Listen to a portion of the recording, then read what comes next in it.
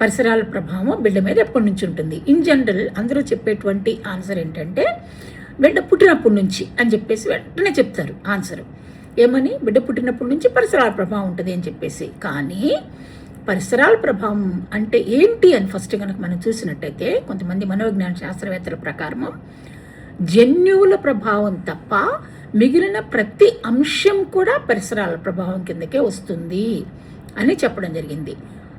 Except the influence of jeans, all other influence comes under environment అని వాళ్ళు చెప్పడం జరిగింది. అయితే జన్యువుల ప్రభావం తప్ప మిగిలినంత అంటే ఏంటంటే ఈ పరిసరాల ప్రభావం గురించి మనం అధ్యయనం చేసేటప్పుడు we can divide that into 2 parts mainly.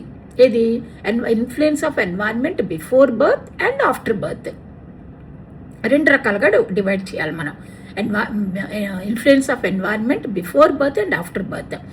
Before birth, even from the formation of zygote onwards, environment starts its influence on the growth and development of the child. అయితే మరి ఎట్లా అని మనకి కొంచెం ఆశ్చర్యంగా అనిపించవచ్చు.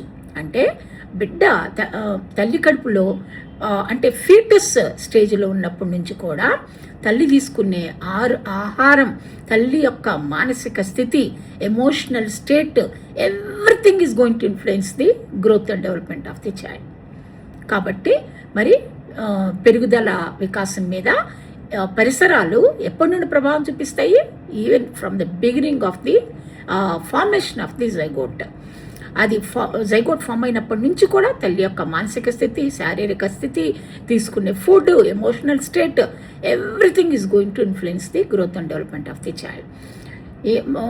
ఈ అంశంతో ఇప్పుడు నేను వీడియో కంక్లూడ్ చేస్తున్నాను.